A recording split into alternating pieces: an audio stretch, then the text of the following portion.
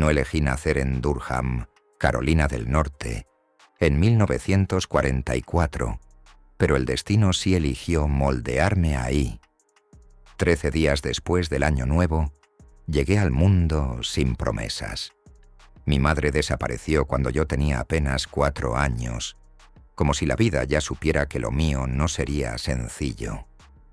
Me crió mi tía, Marcela Steele, esposa de un teniente de la policía local. Irónicamente, mi infancia estuvo en manos de la ley. Pero esa misma ley que debía protegerme fue la primera que me enseñó que las reglas eran flexibles, al menos para quienes sabían doblarlas sin romperse.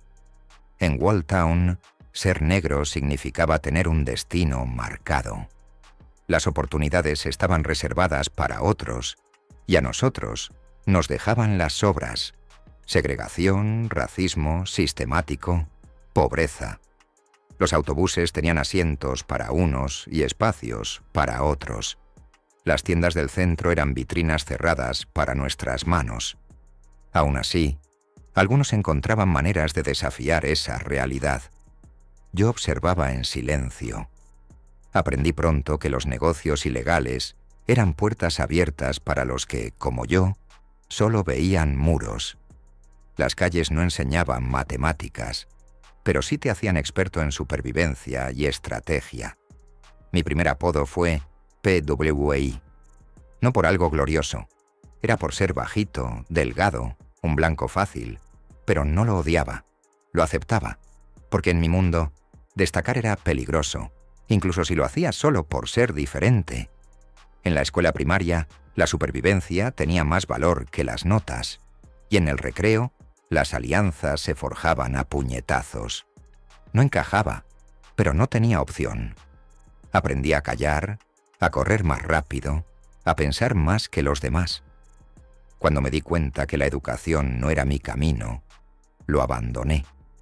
Con 14 años, ya lideraba una pandilla. Y no robábamos dulces, robábamos gallinas. Sí, gallinas, de granjas locales. Sonaba ridículo, pero para nosotros era sobrevivir. Era tener algo en el estómago sin depender de nadie. Un día nos pillaron. Un granjero nos alcanzó. Y cuando me enfrenté a él, no supe negociar. Le lancé un ladrillo. Directo, preciso. Fui arrestado por robo y asalto. Mi castigo, el reformatorio estatal de Raleigh. Ahí no había redención, solo un nuevo aprendizaje. Cómo sobrevivir entre lobos. Lo que debía reformarme me deformó. Salí de ese lugar con la mirada más fría. Si antes dudaba, ahora ya no. Salí del reformatorio con una certeza. La vida no me debía nada. Así que me fui de Durham. Busqué oportunidades en Filadelfia. Allá encontré un nuevo mundo. Apuestas ilegales. Me convertí en escritor de números. Un título elegante para alguien que hacía que otros apostaran su suerte. No era juego, era negocio. La comunidad afroamericana lo entendía. Si el sistema te excluía, tú creabas uno nuevo. Bajo el mando silencioso de la mafia de Angelo Bruno, comencé a construir mi red. Aprendí las reglas, pero también cuándo romperlas. La ciudad tenía un pulso, y yo ya sabía cómo medirlo. Mi carisma se convirtió en arma. La calle era mi oficina, y mis clientes confiaban más en mí que en los bancos. El dinero fluía. Empecé a conectar con nombres grandes. Uno de ellos, Mayor Coxon. Otro, miembros de la mafia negra. Pero en 1963, la suerte me volvió a dar la espalda. Arrestado por tráfico ilegal de números. Pero yo ya no era el niño del reformatorio. Sabía moverme. Hice un trato.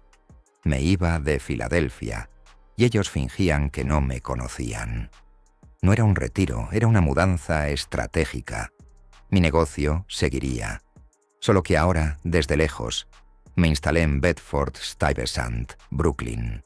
El lugar olía a peligro y promesas, dominado por la mafia italoamericana, con nombres como Colombo, Gambino y Genovese. Me reinventé como barbero. Pero eso era solo la fachada. Seguía siendo un escritor de números, un prestamista, un recolector de deudas. Mi silla de barbero escuchaba más secretos que un confesionario. Me convertí en sombra entre sombras. Gané respeto, silencio y clientes. Y sobre todo, aprendí que el crimen no siempre grita, a veces susurra. Y yo estaba aprendiendo así a hablar ese idioma. A mediados de los 60, algo en mí pedía más. Las apuestas ya no me emocionaban. Los préstamos tampoco. Quería lujo, poder, control. Y la respuesta estaba en la heroína. Ahí sí que había dinero. Los márgenes eran absurdos. Comprabas un kilo por $3.000. Lo vendías en las calles por 20 veces más. La pobreza en los barrios creaba un mercado gigantesco. Y yo no solo veía un producto, veía un imperio. Comencé a moverme. Intenté hablar con los Gambino, los Bonanno. Pero ellos no me querían, no por mis habilidades, sino por mi piel. Y porque yo no obedecía a nadie. No me rendí. En vez de rogar, busqué aliados fuera del círculo. Así conocí a Raymond Márquez, Spanish Ray, un criminal de Harlem que me conectó con don Rolando González Núñez, cubano, jefe, dueño de rutas, coca y secretos. Me vendió mi primer kilo de cocaína por $2.000 y me prometió más. Fue el inicio de una alianza peligrosa. Yo quería heroína, él tenía cocaína. Ambos teníamos ambición. El polvo blanco se volvió mi firma. Mi nombre comenzó a sonar en Nueva York, no como barbero, no como escritor de números, sino como algo más oscuro, más grande, más temido. En menos de un año ya era un jugador real. Traía heroína desde Caracas y Marsella. Vendía en toda la costa este. No solo me beneficiaba, controlaba, decidía. Manejaba pureza, cortes, empaques. Mi producto era mejor, mi red más rápida, mi ambición más peligrosa. Mientras otros aún trataban con intermediarios, yo negociaba directo con las fuentes. Y aunque fingía ser uno más, ya era el César Negro. Y todavía no sabían lo que se venía.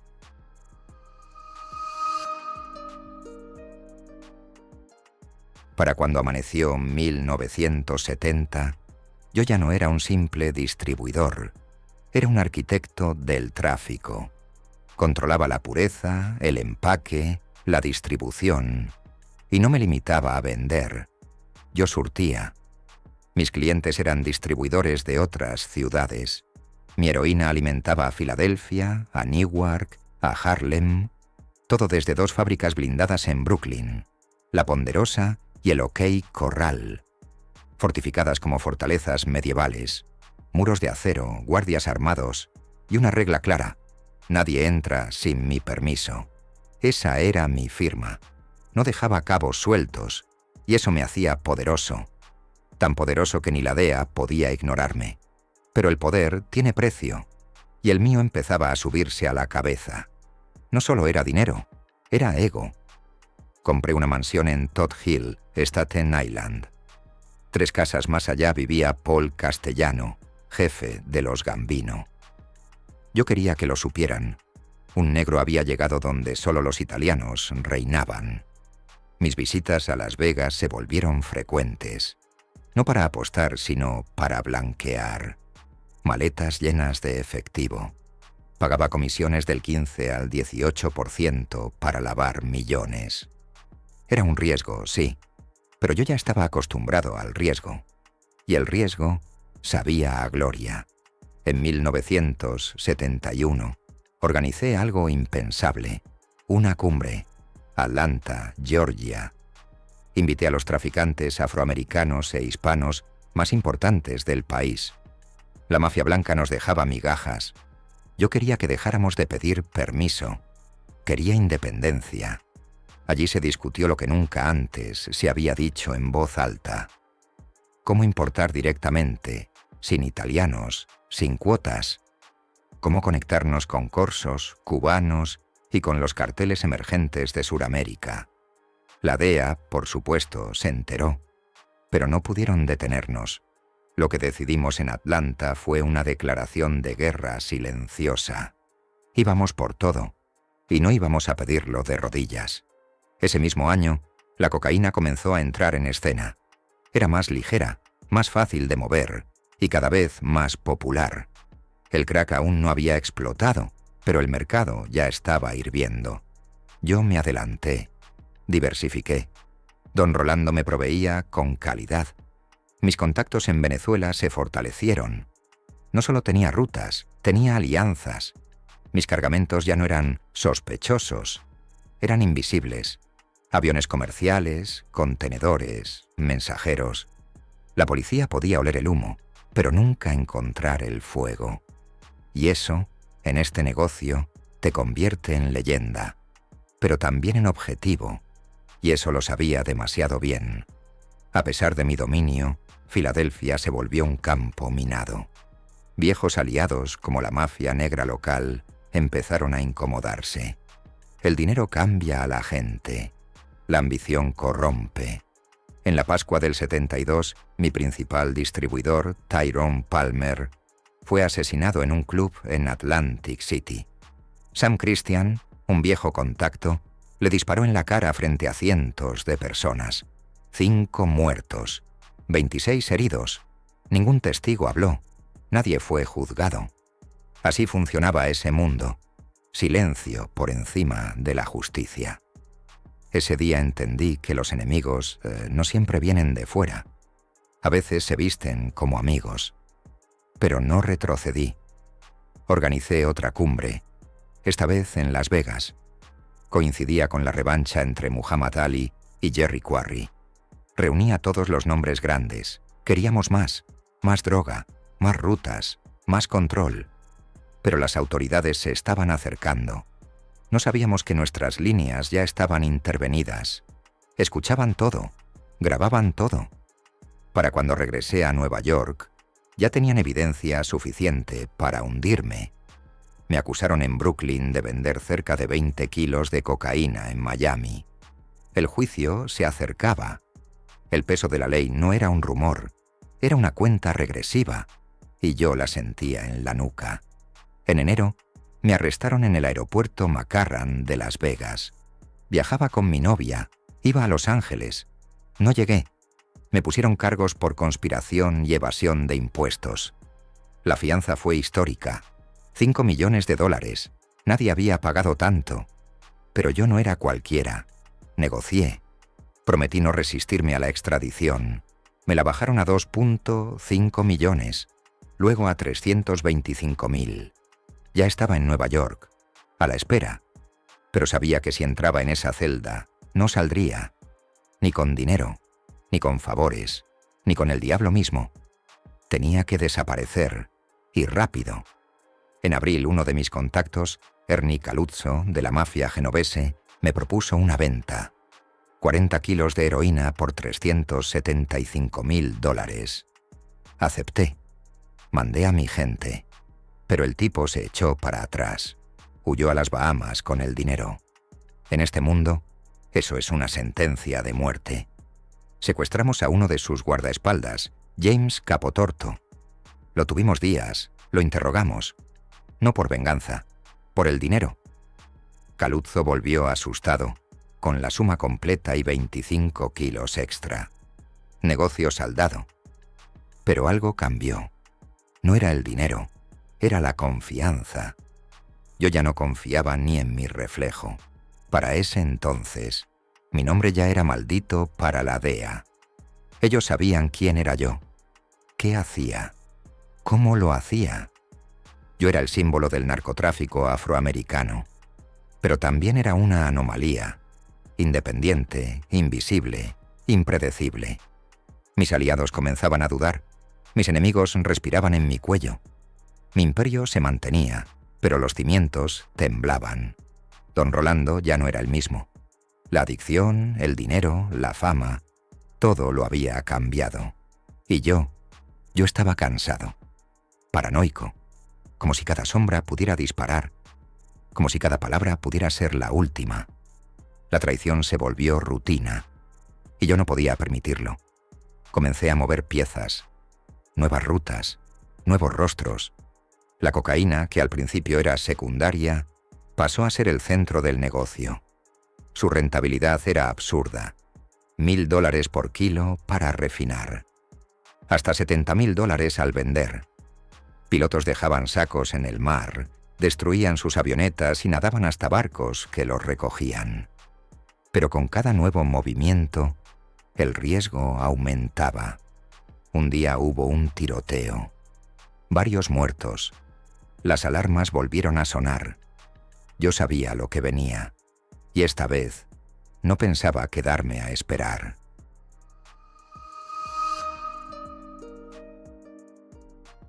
La presión no venía solo de la DEA, venía de dentro.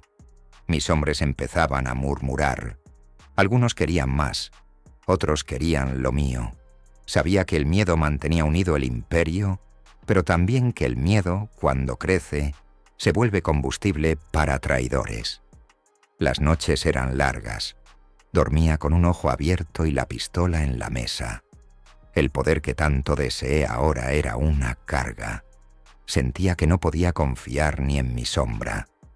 Todo lo que construí, ladrillo por ladrillo, comenzaba a crujir con el peso de las promesas rotas y las ambiciones ajenas. Las tensiones con don Rolando eran imposibles de ignorar. Él era un socio, sí, pero también un espejo del monstruo que yo me estaba convirtiendo. Cada llamada suya era más fría, cada trato más impersonal. Sabía que me estaba probando, que buscaba una excusa para reemplazarme. La cocaína nos unió, pero también nos devoraba. Él tenía otros socios en Colombia, nuevos rostros más jóvenes, más obedientes. Yo era demasiado grande, demasiado libre, demasiado negro para seguir bajo su ala. Y eso lo irritaba. Sabía que estaba considerando cortarme, pero yo también me preparaba. No iba a dejar que me sacaran como a un peón.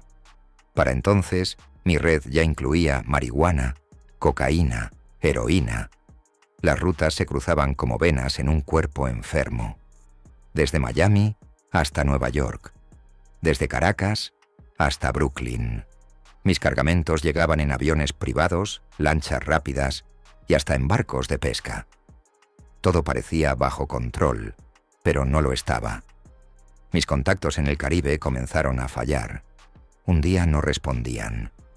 Otro día se atrasaban. Y yo sabía lo que eso significaba. Estaban negociando con otros. Yo ya no era el único. Mi imperio era fuerte, pero no eterno. Y la historia no perdona a los que se duermen en el trono. En el fondo, lo sabía. Estaba perdiendo el control. Intentaba ocultarlo con más dinero, más armas, más violencia. Pero nada funcionaba.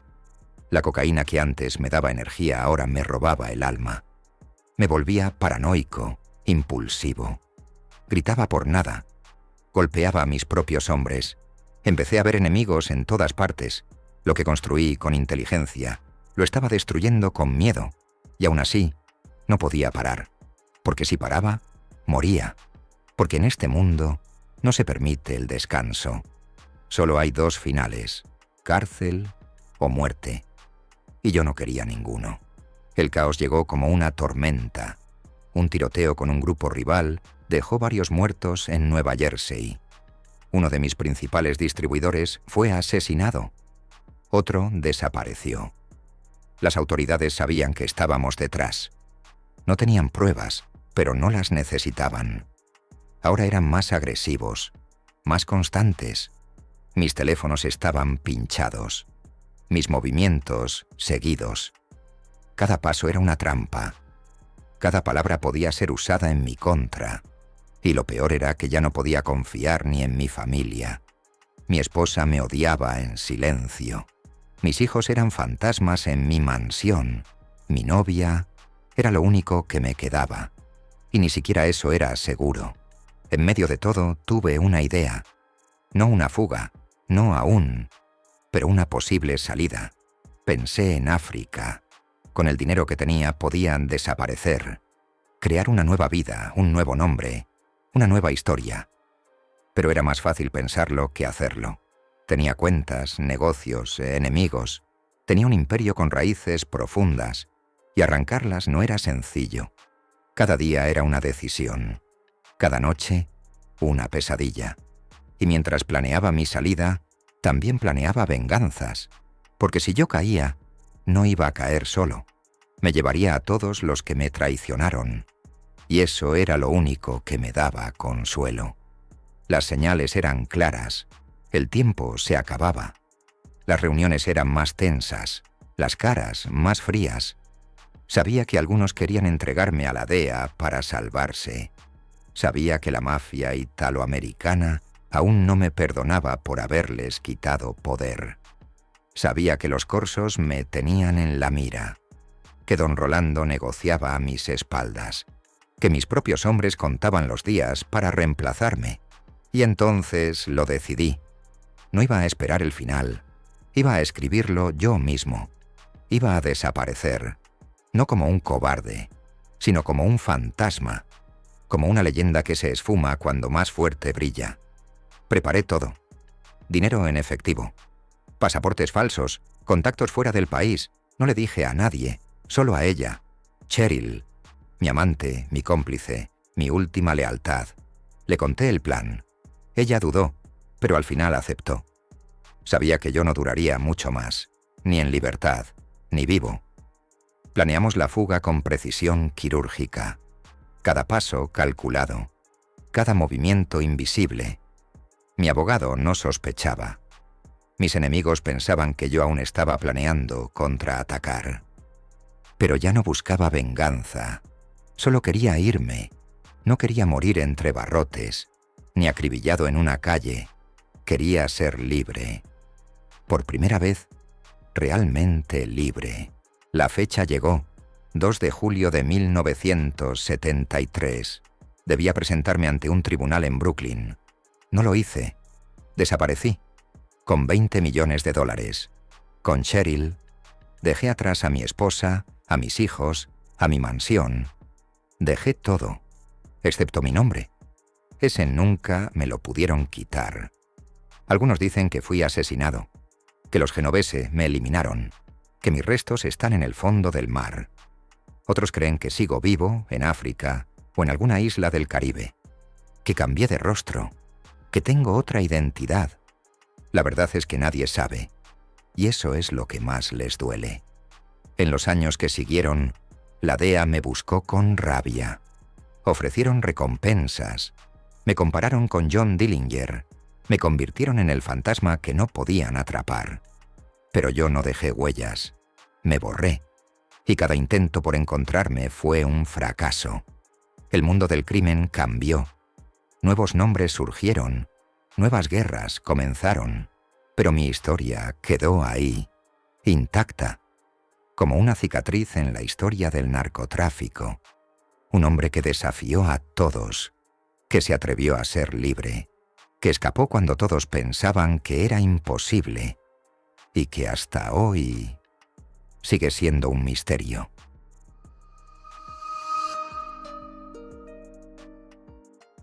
Después de mi desaparición, no quedó nada, y al mismo tiempo lo dejé todo. Dejé una pregunta sin respuesta, una leyenda sin cierre. ¿Dónde está Frank Matthews? La policía me buscó en aeropuertos, islas y ciudades sin nombre. Pero yo ya no era una persona, era un susurro. En las esquinas del Bronx decían que seguía en Nueva York. En los callejones de Filadelfia juraban que me habían visto. En el Caribe, algunos aseguraban que me mezclé con los ricos, cambiando de rostro, de nombre y de acento. Pero nadie sabía. Nadie podía saber. Esa era la clave. Las teorías crecían como hongos después de la lluvia. Algunos decían que fui asesinado por la mafia genovese, que temían que me volviera testigo protegido, que me atrajeron con una trampa a las Bahamas y me silenciaron para siempre. Otros aseguraban que morí en Nueva York, pero que mi cuerpo fue escondido, borrado, desaparecido como tantos otros. Incluso hubo quienes creyeron que fui entregado por Cheryl, que se vendió a cambio de inmunidad. La verdad es que el misterio era mi mejor defensa. Nadie sabía, así que todos inventaban, y mientras más hablaban de mí, más fuerte me volvía. La DEA ofreció una recompensa de $2 millones, la misma cifra que se ofreció por John Dillinger. Eso me puso en una categoría distinta. No era solo un criminal, era una amenaza simbólica.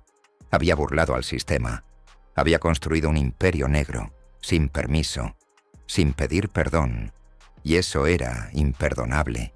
Mi rostro apareció en los periódicos, en la televisión, en los archivos del FBI, pero nunca en una celda, nunca en una sala de juicio. Mi desaparición fue un crimen perfecto, y eso es lo que más les dolía. No podían entender cómo me fui, ni por qué no dejé rastro. El vacío que dejé fue rápidamente ocupado por otros. Nuevos traficantes surgieron, más violentos, menos estratégicos. El negocio siguió, pero sin cabeza, sin equilibrio. Las guerras entre pandillas se intensificaron. Las calles que yo controlaba con discreción ahora eran campos de batalla. La sangre reemplazó al silencio, la brutalidad al cálculo. Yo había mantenido un orden perverso, pero era orden al fin. Sin mí todo se volvió ruido.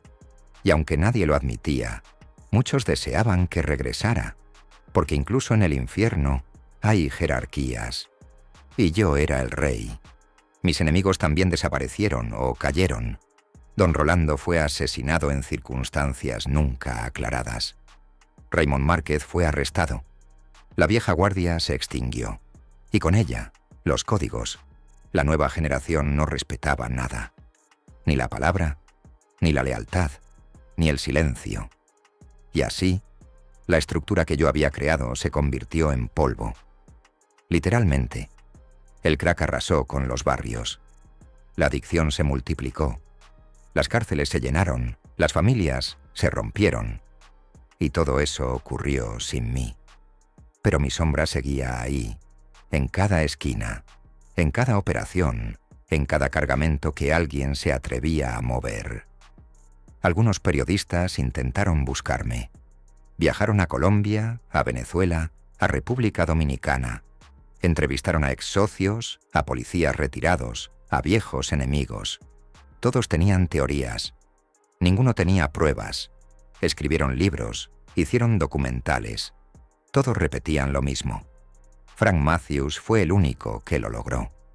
El único que construyó un imperio y desapareció antes de que se derrumbara. Me convirtieron en mito. Y los mitos, por definición, no envejecen, permanecen. Por eso nunca pudieron atraparme. Porque no buscaban a un hombre. Buscaban una idea, una historia que los superaba. Mi esposa, la que dejé atrás con mis hijos, nunca dijo nada. Nunca denunció. Nunca lloró en público. Sabía que el silencio era su escudo. Mis hijos crecieron bajo mi sombra, sin poder decir mi nombre. Eran herederos de una fortuna invisible, de una historia que ardía en secreto. Cheryl, mi cómplice, tampoco volvió a aparecer.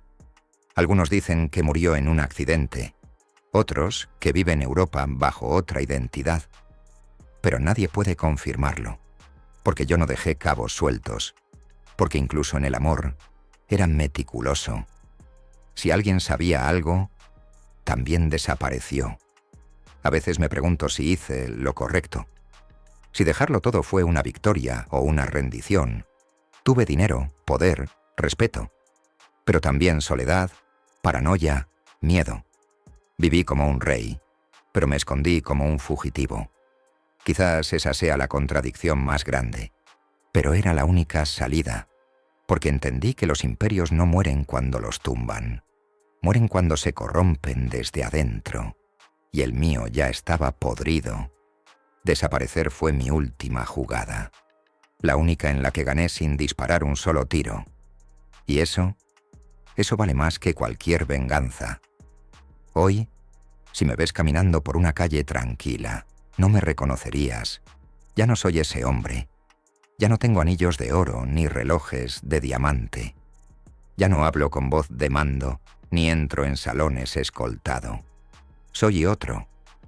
Pero por dentro, sigo siendo Frank Matthews, el César negro, el que desafió a la mafia, el que construyó un imperio desde el polvo y que cuando todo ardía, se esfumó.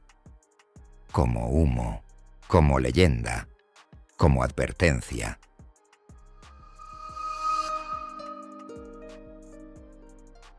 Tras mi huida, las calles no se quedaron vacías, pero sí huérfanas. El negocio siguió, claro. Siempre sigue, pero sin cabeza, sin control. Lo que antes era un engranaje aceitado, se volvió un carnaval de pólvora y traiciones. Cada esquina que yo dominaba se volvió territorio en disputa. Cada distribuidor quiso ser rey. Y como nadie respetaba las viejas reglas, la violencia dejó de ser una excepción para convertirse en rutina. Balaceras, emboscadas, cadáveres en maleteros. Todo por el polvo. Todo por el trono que yo dejé, sin querer que lo heredaran. Lo que más dolió no fue la sangre en las aceras. Fue el vacío moral. Mientras yo gobernaba, había cierto orden, cierta lógica perversa. No se tocaban niños, no se mataba por orgullo. El negocio era negocio. Pero cuando me fui, llegaron los oportunistas, los jóvenes con armas automáticas y sin códigos. Las pandillas se multiplicaron. El crack devastó comunidades enteras. Los viejos que me conocieron decían que, al menos conmigo, había estabilidad. Eso me dolía, porque yo no me fui por egoísmo. Me fui porque ya no podía contener lo que se venía, porque el monstruo ya no obedecía a su creador. En los barrios del este, madres enterraban hijos sin entender en qué momento se rompió todo. El dinero rápido ya no era solo atractivo, era adicción. Y no hablo de la droga, hablo del poder, del control, de tener en una semana lo que otros no lograban en una vida. Muchos de los que estuvieron a mi lado intentaron seguir mis pasos, pero ninguno tenía la visión, ninguno la paciencia. Creyeron que el miedo bastaba, que las armas mandaban, pero no entendieron que un imperio no se construye con balas, sino con silencios, y por eso todos cayeron, uno por uno. El gobierno aprovechó el caos para justificar la represión. La policía se militarizó, las redadas se hicieron diarias, las cárceles, campos de almacenamiento humano. A cada joven negro que atrapaban con droga le echaban encima 20, 30, 40 años. La ley no diferenciaba entre consumidor y capo. Todo era lo mismo. Y eso fue lo más trágico.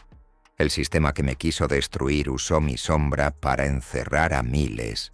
Se convirtió en cazador usando mi nombre como excusa. Porque mientras yo desaparecía, ellos construían cárceles.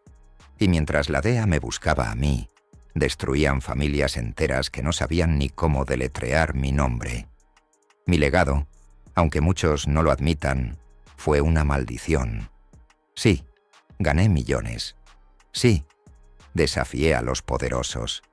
Pero dejé un modelo de ascenso que solo podía terminar en muerte o prisión. Y lo peor es que miles lo imitaron. Creyeron que podían ser como yo, sin saber que para ser Frank Matthews se necesitaban más que huevos y armas. Se necesitaba cabeza y un corazón frío como el mármol. La mayoría no lo tenía, y por eso se hundieron, dejando atrás más dolor del que jamás imaginé causar. A veces me despierto sudando, escuchando gritos que no presencié, pero que causé. Muchos que me conocieron hoy están muertos. Otros, enterrados vivos en prisiones. Algunos intentaron colaborar con las autoridades para que los dejaran libres. Ofrecieron información sobre mí, nombres, teorías, pero nunca pruebas, porque no había. Porque yo no dejé nada al azar. Mis cuentas, cerradas, mis casas, vendidas. Mis contactos, silenciados. Era como si me hubiera desvanecido en el aire. Pero aún así, seguían buscándome. No por justicia, sino por orgullo, porque no soportaban que alguien les ganara, que un negro, sin padrinos, sin apellido, sin permiso, hubiera jugado con las mismas piezas y los hubiera vencido. A los pocos que intentaron repetir lo que yo hice, el sistema los trituró. Ninguno desapareció como yo. Ninguno construyó un imperio con la elegancia que yo logré. Sus nombres son notas al pie. El mío, una pregunta sin respuesta. Algunos incluso intentaron filmar películas sobre mí, pero nunca lograron capturar la esencia. Porque mi historia no es solo crimen, es estrategia, es traición, es orgullo y renuncia, es triunfo y pérdida. No hay héroes en mi relato, solo supervivientes, y cada uno tiene su versión de lo que fui. Pero ninguno sabe quién soy realmente, ni siquiera yo. Una vez, años después de mi desaparición, escuché a dos jóvenes discutir sobre mí en una plaza. Uno decía que fui un cobarde, que huí como rata. El otro que fui un genio, que les enseñé a todos que el escape también es victoria. No intervine, solo los escuché, y en silencio sonreí, porque en ese momento entendí que mi historia ya no era mía, era de ellos, de todos. Se había vuelto mito, leyenda, advertencia, y eso, más que el dinero, más que el poder, era la verdadera eternidad, porque mientras hablen de mí, nunca estaré realmente muerto.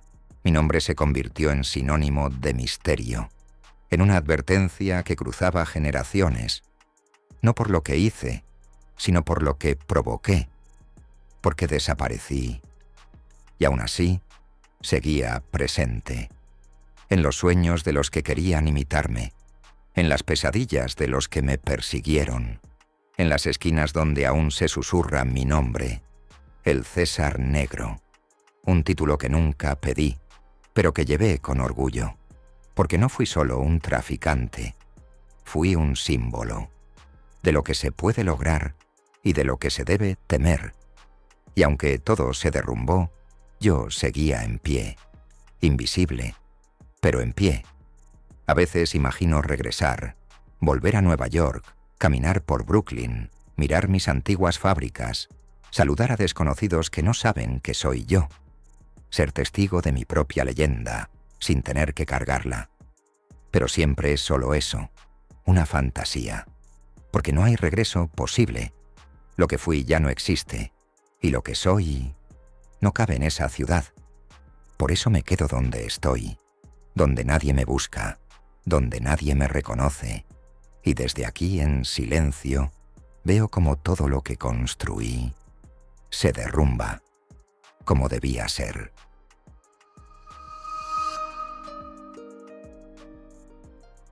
El tiempo es el único juez que no acepta sobornos. Puedes engañar a la ley, puedes confundir a los hombres, puedes huir de tus enemigos, pero no puedes escaparte del tiempo, porque el tiempo no te busca, te espera. Y yo, Frank Matthews, llevo casi medio siglo esperándolo de vuelta. Cada amanecer es una prueba, una afirmación de que aún existo. Y cada noche una pregunta: ¿por qué? ¿Por qué sigo aquí? ¿Por qué no me borró el destino como borré yo mis huellas?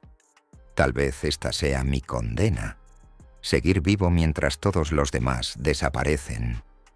Han pasado décadas desde la última vez que escuché mi nombre, dicho en voz alta por alguien que me conociera de verdad. No soy un anciano en busca de redención. No estoy enfermo de remordimientos, pero hay algo en el silencio que duele más que los gritos.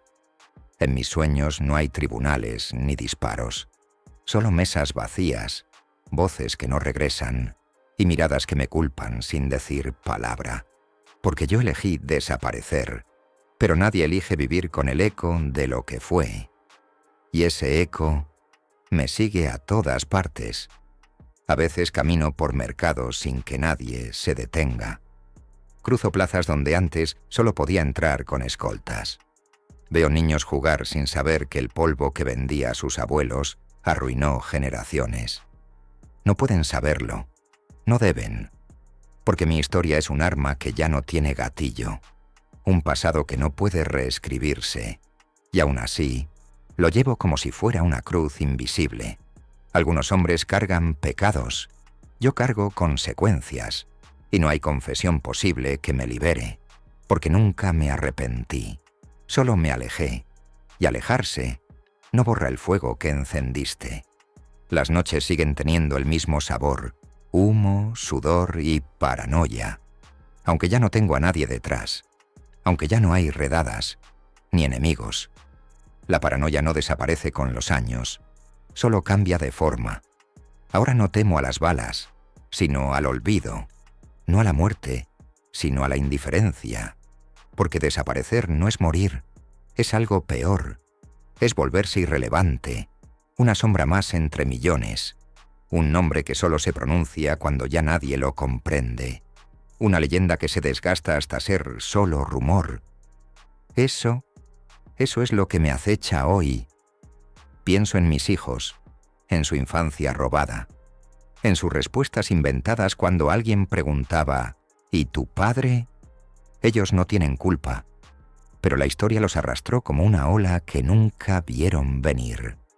Tal vez sepan dónde estoy, tal vez me odien, o tal vez solo me hayan enterrado en el rincón más profundo de su memoria. Lo entendería. Yo mismo he intentado olvidarme, pero no se puede, porque no fui un hombre, fui una tormenta, y nadie olvida del todo al huracán que destrozó su casa, incluso si no lo volvió a ver. Cheryl fue la última persona que me miró a los ojos, sin miedo. Nunca sabré si aún vive, si se arrepintió, si me dejó cuando crucé esa frontera final, pero a veces cierro los ojos y la veo, como estaba aquel día, maleta en mano, decisión en el rostro, amor y cansancio mezclados en la mirada.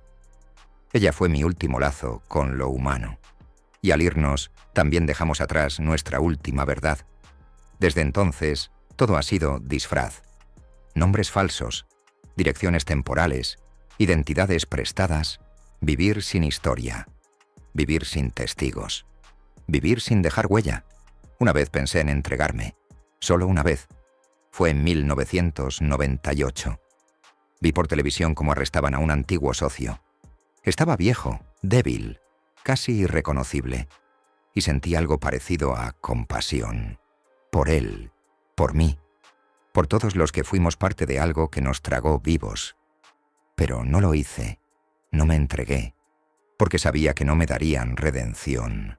Solo cárcel, solo cadenas, y no por mis crímenes, sino por el símbolo que represento. Porque yo no soy un hombre fugitivo, soy el sistema burlado, soy el fracaso de sus leyes, y por eso no me perdonarían jamás. Entonces entendí que el único juicio que realmente importa, ya lo enfrento cada día.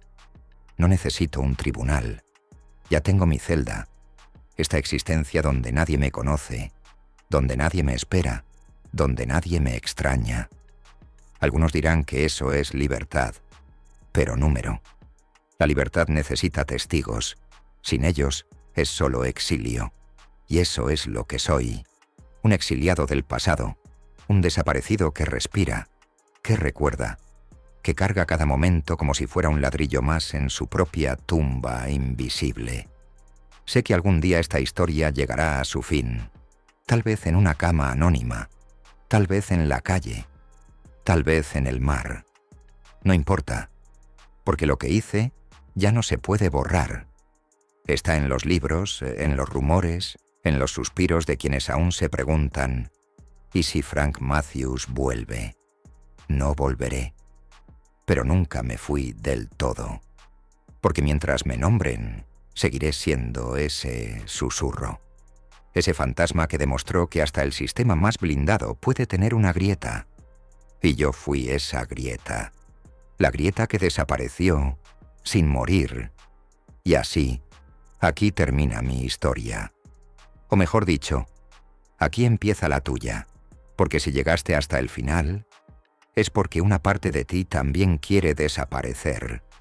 Pero te lo advierto, desaparecer no te hace libre, solo te convierte en una leyenda que nadie podrá abrazar.